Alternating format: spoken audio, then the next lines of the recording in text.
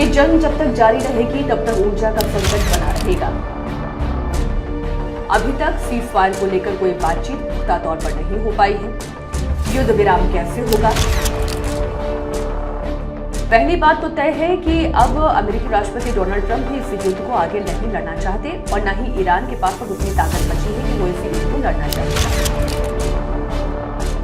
अब अगर फीस वसूली जाएगी तो वो ओमान भी उसका एक शेयर देगा और एक शेयर ईरान भी देगा।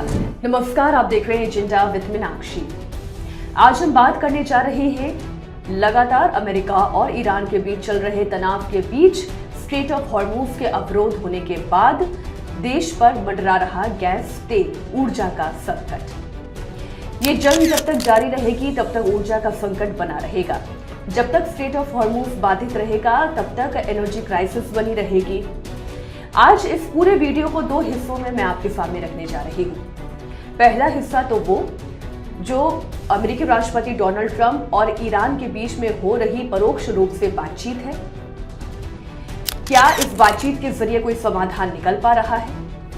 और दूसरा हिस्सा वो जो देश में लगातार महंगाई बढ़ रही है, भारत में पेट्रोल और डीजल के दाम बढ़ रहे हैं, एलपीजी पर इसका क्या असर पड़ रहा है, कमर्शियल गैस सिलेंडर पर इसका क्या असर पड़ा है और अभी ये महंगाई कितने दिनों तक आपको सताने जा रही है।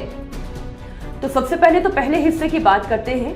अमेरिकी राष्ट्रपति डोनाल्ड ट्रंप और ईरान के बीच में लगातार परोक्ष रूप से बातचीत जारी है। आमने सामने की टेबल पर यह बातचीत नहीं है, लेकिन अन्य मध्यस्थों के जरिए ये बातचीत हो रही है। 8 अप्रैल 2026 को पहली बार सीज फायर का ऐलान हुआ था और पाकिस्तान की मध्यस्थता के कारण ये सीज फायर संभव हो पाया था। 2 हफ्ते का ये सीज फायर था। उसके बाद ऐसी आशा जग रही थी कि शायद दोनों देश एक टेबल पर आकर बैठेंगे, यानी कि अमेरिका और ईरान एक टेबल पर आकर बैठेंगे और शायद वहां से कोई रास्ता निकलेगा और ये जंग खत्म होगी। लेकिन 8 अप्रैल से 18 मई तक का 1 महीने का समय गुजर चुका है। अभी तक सीज फायर को लेकर कोई बातचीत पुख्ता तौर पर नहीं हो पाई है। युद्ध विराम कैसे होगा? अमेरिकी राष्ट्रपति डोनाल्ड ट्रंप ने लेकिन कल ही ये बयान दिया, कल यानी कि 18 मई को ये बयान दिया कि ईरान पर अब तक का सबसे बड़ा हमला होगा, विभत्स हमला होगा और ईरान में सब कुछ तबाह कर दिया जाएगा। लेकिन फिर डोनाल्ड ट्रंप का ही बयान आया। उन्होंने कहा कि कतर, सऊदी और यूएई के लीडर्स के कहने पर यह हमला रोक दिया गया है। डोनाल्ड ट्रंप का बयान है कोट एंड कोट कि गंभीर बातचीत चल रही है।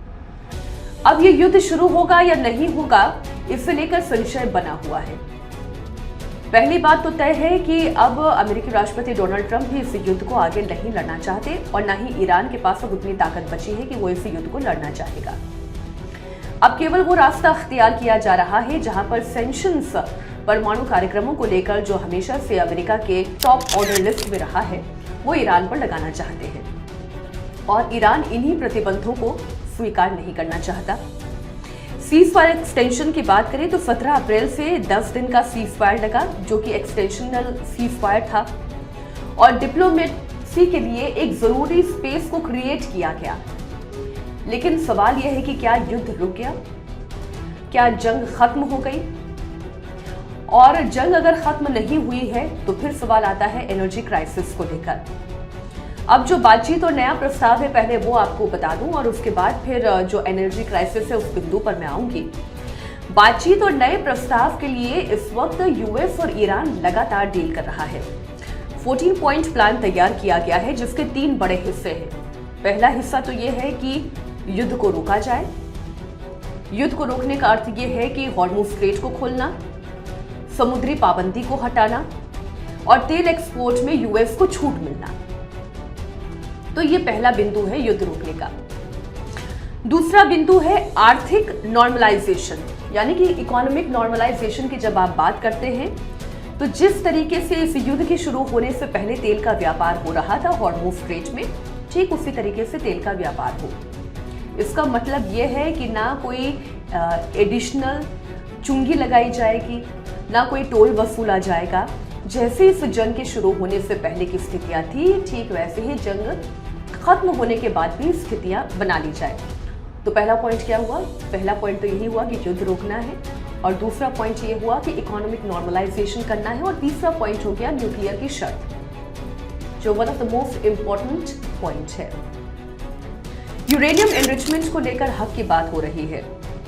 ईरान ये चाहता है कि न्यूक्लियर एनरिचमेंट उसका अधिकार है, वो ये करता रहे, लेकिन यूएस का कहना यह है कि ईरान को अपने न्यूक्लियर एनरिचमेंट प्रोसेस को तुरंत बंद करना होगा और अभी तक जितना न्यूक्लियर एनरिचमेंट हुआ है वो अमेरिका को सुपुर्द करना होगा।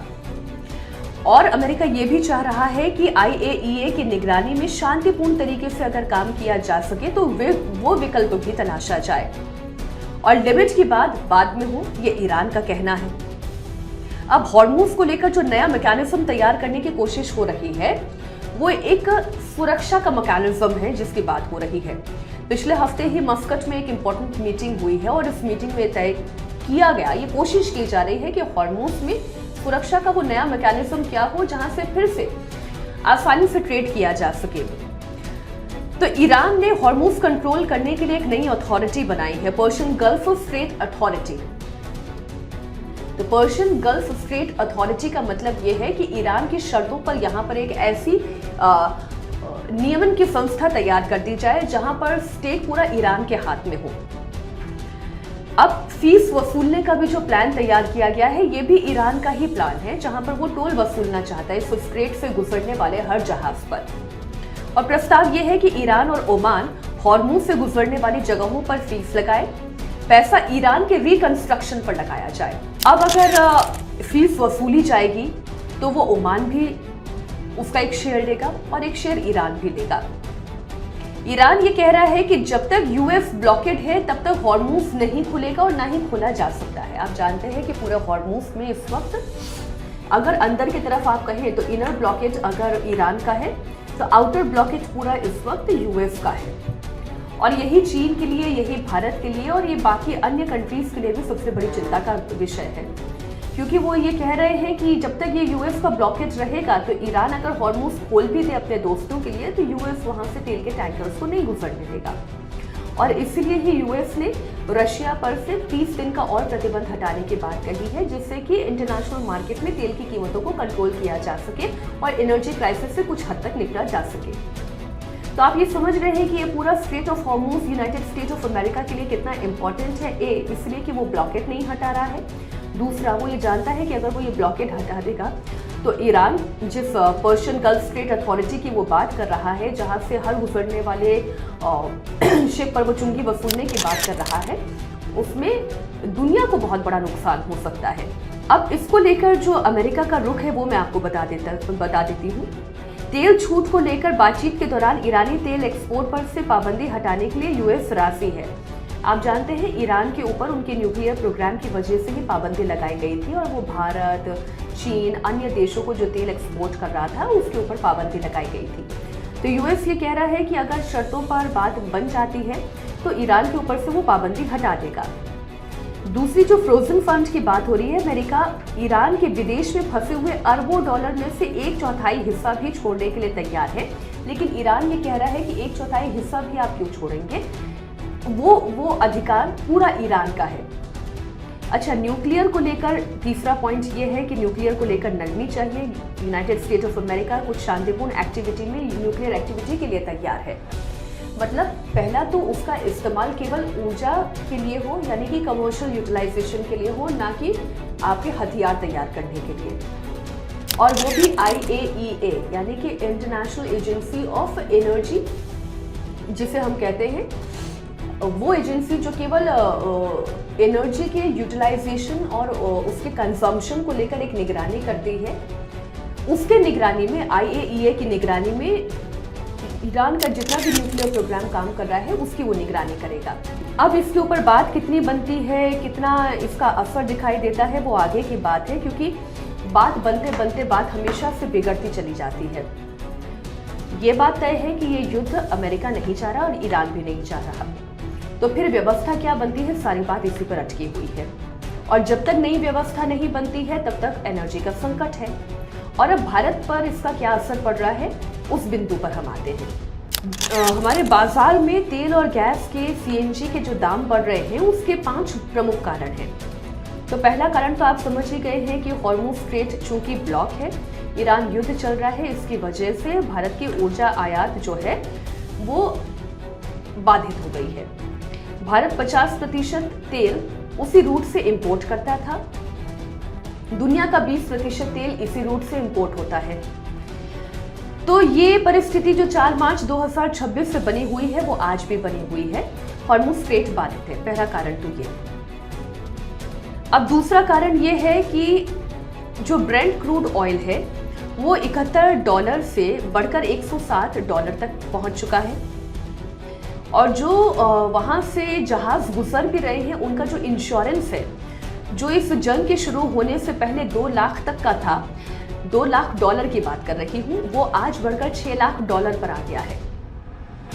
यानी कि शिप का वहां से गुजरना, उसका इंश्योर्ड होना वो महंगा हो गया है।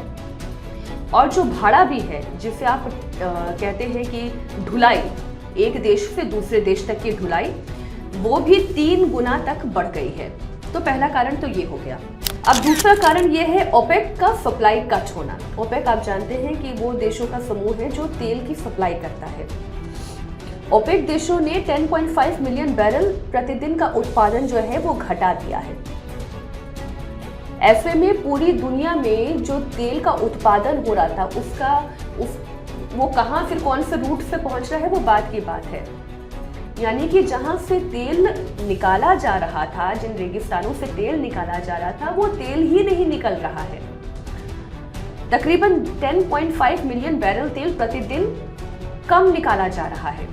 कम निकाला जा रहा है, बाजार में उसकी डिमांड बहुत ज्यादा है, सप्लाई बाधित है। तो इस वजह से तेल की प्राइसेस बढ़ रही है। मार्केट में तेल कम है, डिमांड ज्यादा है और रेट भी ज्यादा है। अच्छा, भारत के लिए मुसीबत यह है, जो तीसरा कारण है कि रुपया कमजोर हुआ है, डॉलर महंगा हुआ है। अगर हाल के हफ्तों की बात करें तो 11% तक रुपया गिरा है। आज $1 की वैल्यू 95, या यूं कहें कि $1 की वैल्यू $95.08 पर आ गई है। 85% भारत तेल इंपोर्ट करता है और वो डॉलर में ही इंपोर्ट कर रहा है। ऐसे में रुपए की वैल्यू गिर रही है, तेल का दाम बढ़ रहा है। इसका सीधा इम्पैक्ट भारत की ऑयल कंपनीज पर पड़ रहा है। अपने आप ही ये तेल जो है वो 10% तक आपके लिए महंगा हो गया। अब चौथा कारण ये है कि अभी तक सरकार इस पेट्रोल के, डीजल के दाम रोकने की कोशिश कर रही थी। अब आप इसे चुनावों का कारण दे दें या कोई और कारण दे दें, लेकिन भारत ने इसके दाम को कंट्रोल करने की कोशिश की। मार्च अप्रैल में क्रूड 50% तक बढ़ा, लेकिन पेट्रोल और डीजल का दाम भारत सरकार ने नहीं बढ़ाया। तेल कंपनियों को 1000 करोड़ का घाटा प्रतिदिन हो रहा था। बार्कलेस की रिपोर्ट ये कहती है कि भारत में अब तक 5 से 10 रुपए तक का पेट्रोल का दाम, डीजल का दाम बढ़ जाना चाहिए था, लेकिन धीरे धीरे करके महंगाई का ये झटका भारतीयों को लग रहा है। पहले दाम 3 रुपए बढ़ाया गया और उसके बाद फिर 87 पैसे, 95 पैसे डीजल और पेट्रोल दोनों में बढ़ाया गया। तो अब जाकर पेट्रोल और डीजल के दाम बढ़ रहे हैं। क्यों? क्योंकि पेट्रोल कंपनीज को प्रतिदिन का 1000 करोड़ से ज्यादा का घाटा हो रहा है, इसीलिए। अच्छा, पांचवा बिंदु ये है एलपीजी गैस का अलग संकट है। घरेलू गैस सिलेंडर की बात करें, इस पर तो देखिए सब्सिडी मिल रही है, इसलिए 913 पर दाम फिक्स है। लेकिन अगर थोक की बात करें, मतलब आपके पॉकेट तक तो वो 913 रुपए प्रति सिलेंडर आ रहा है, लेकिन जहां से थोक उठ रहा है वहां पर 10.92% पहले से ही महंगा हो चुका है एलपीजी। तो सरकार इसको कब तक काबू में रख पाती है, ये बड़ा सवाल है। कमर्शियल एलपीजी जो है वो पहले ही महंगी की जा चुकी है। क्यों? क्योंकि उसके ऊपर कोई सब्सिडी नहीं है, तो वो पहले ही एक सिलेंडर, कमर्शियल गैस सिलेंडर 3071 रुपए का हो चुका है। सीएनजी की बात करें तो मुंबई में 2 रुपए सीएनजी का दाम बढ़ा, जो बढ़कर 79.9 यानी कि 79.9 रुपए तक ये महंगा हो गया है। और नेचुरल गैस 67% महंगी हो गई है, इसका इंपोर्ट महंगा हो गया है। अब इसका असर कहाँ दिखाई देगा? ट्रांसपोर्ट पे दिखाई देगा, मैन्युफैक्चरिंग पर दिखाई देगा, महंगाई, खुदरा महंगाई दर बढ़ती चली जाएगी। WPI मई का जो आंकड़ा है वो 9% तक का बताया गया है और CPI यानी कि थोक महंगाई दर 9% की और खुदरा महंगाई दर 3.48% से 4.1% तक की आकी गई है। तो देखिए, निष्कर्ष इसका ये है और जो एजेंडा का उद्देश्य है कि हाँ, ये बात सच है कि देश में महंगाई बढ़ रही है। ये बात भी सच है कि इस महंगाई को काबू करने के लिए भारत सरकार की ओर से कदम उठाए जा रहे हैं। डाइवर्सिफिकेशन ऑफ एनर्जी किया जा रहा है, रूस से ज़्यादा मात्रा में तेल इंपोर्ट किया जा रहा है। यूएई से स्ट्रैटेजिक ऑयल रिजर्व को लेकर अभी प्रधानमंत्री नरेंद्र मोदी की हालिया यूएई यात्रा के दौरान ये डील हो गई, जिससे कि हमारा स्ट्रैटेजिक ऑयल रिजर्व भी बेहतर स्थिति में आ जाएगा। तो भारत सरकार कदम उठा रही है।